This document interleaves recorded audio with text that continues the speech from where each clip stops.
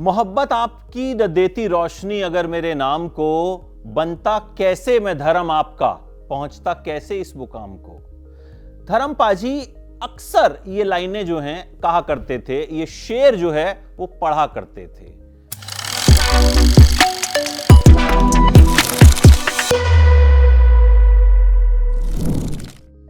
पंजाब के लुधियाना के नसराली गांव में पैदा हुए 8 दिसंबर 1935 को। मां सतवंत कौर और पिता केवल किशन के 6 बच्चों में से एक। लेकिन मां चिढ़ाती थी कि तुम सुंदर नहीं हो।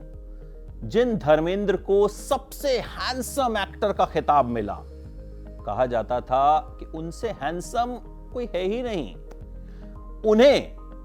उनकी मां इस बात को लेकर चिढ़ाती थी कि बेटा तुम्हारा बड़ा भाई तुमसे सुंदर है। जब मां नाना के घर जाती थी तो कहती थी नाना से, संतोष इससे ज्यादा सुंदर है, ये उतना सुंदर नहीं है। धर्मेंद्र के पिता हेडमास्टर थे। पहले ट्रांसफर हुआ ललतों कला और फिर साहनेवाल। गांव के लोग इतना प्यार करते थे कि उनका ट्रांसफर नहीं होने देते थे। पिता बहुत सख्त मिजाज थे।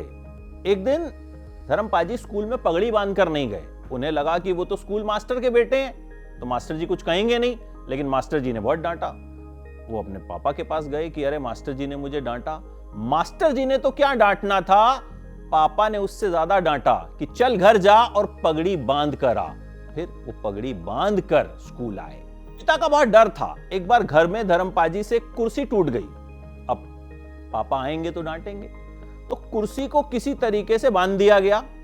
इतने में घर में एक मेहमान आई, पापा की चहेती भांजी सरला बहन। वो फगवाड़ा से आई थी, तो उन्हें उसी कुर्सी पे बैठा दिया गया। अगले दिन वो चली गई।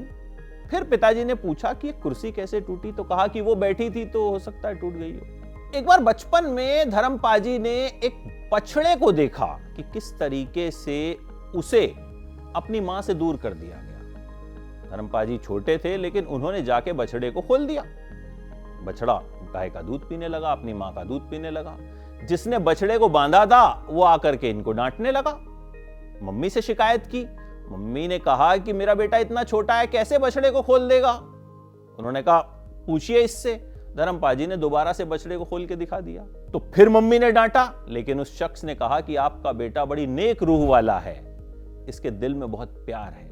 लेकिन उस शख्स ने जब बछड़े को बांधा था ना, तो धर्मपाजी को उससे बहुत नफरत हो गई थी। और वो कहते हैं कि उनकी जिंदगी की पहली नफरत वही थी। पिताजी की सख्ती जारी थी, लेकिन बच्चे को बाप का प्यार तो चाहिए होता है। तो एक रात मां से कहा कि मैं बाबूजी के पास जाके सो जाऊं। बाबूजी से लिपट के सोए ही थे कि बाबूजी ने कहा चल पहाड़े सुना, टेबल सुना।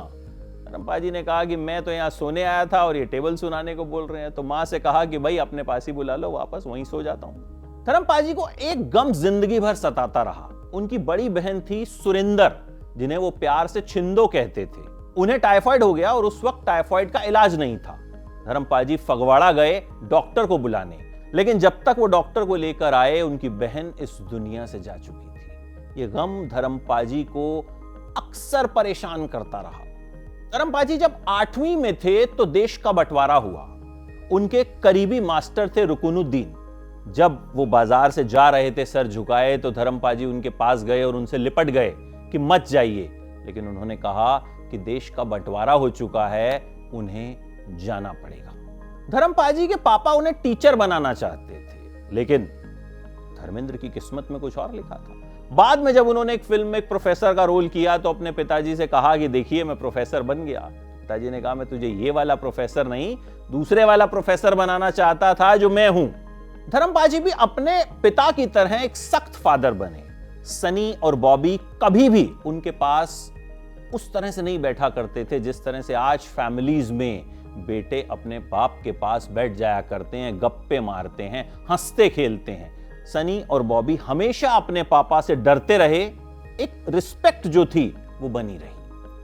धर्मपाजी ने स्कूल में ही फिल्में देखना शुरू कर दिया। फगवाड़ा से जालंधर जाया करते थे फिल्में देखने के लिए। बस जो है वो जालंधर से लुधियाना जाती थी, फगवाड़ा बीच में पड़ता था।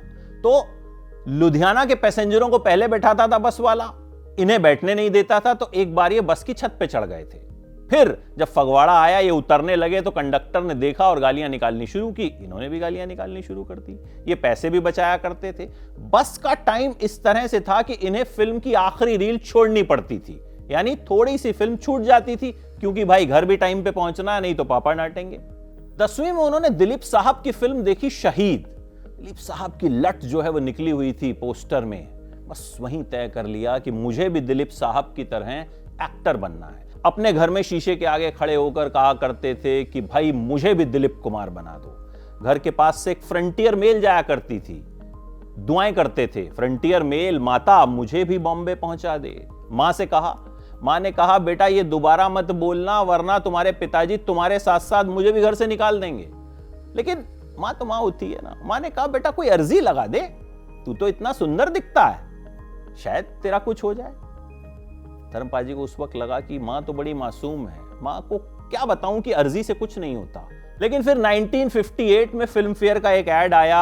उन्हें नए चेहरों की जरूरत थी। गुरुदत्त और विमल रॉय ने यह ऐड दिया था। धर्मपाल जी के पास कोई तस्वीरें नहीं थी। मलेर कोटला में चांद मोहम्मद नाम के एक फोटोग्राफर हुआ करते थे। तो धर्मपाल जी ने कहा कि ये दिलीप साहब जैसी फोटो मेरी खींच दे, बस ऐसी फोटो खींचियो कि देखते ही सिलेक्शन हो जाए। धर्मपाल जी ने वो फोटोज खिंचवाई, उन्हें लेटर बॉक्स में डालकर भेजा। मां की अर्जी कबूल हुई और धर्मपाल जी को मुंबई बुला लिया गया। कहा 5 स्टार होटल दिया जाएगा, फर्स्ट क्लास की टिकट दी जाएगी। यह सब धर्मपाल जी को तब पता चला जब वो साइकिल पर अपने घर आ रहे थे। सामने साइकिल से एक और लड़का आ रहा था और उसने कहा कि भाई तुम्हारे नाम का लेटर आया है और उसमें लिखा है कि तुमको बंबई जाना है। इस तरह से धर्मपाल जी पहुंच गए बॉम्बे, आज का मुंबई। लेकिन जब ये खबर उन्हें पता चली तो उन्हें विश्वास ही नहीं हुआ। उनका गला बंद हो गया। मां से कहा मेरी तबीयत खराब हो रही है, मुझे अस्पताल ले जा। मां अस्पताल ले गई, पता चला कुछ है ही नहीं, सिर्फ एंग्जाइटी थी। खैर आखिरकार बंबई पहुंचे और फिर उन्हें अपनी पहली फिल्म मिली जो 1960 में रिलीज हुई। फिल्म का नाम था दिल भी तेरा हम भी तेरे। इसके बाद धर्मपाल जी ने कभी पीछे मुड़ के नहीं देखा। वो ही मैन बने, सबसे हैंडसम मैन बने, 300 से ज्यादा फिल्मों में काम किया और कमाल काम किया। धर्मपाल जी हमेशा हमेशा एक कलाकार के तौर पर याद किए जाते रहेंगे, क्योंकि धर्मेंद्र सिर्फ एक हुए हैं।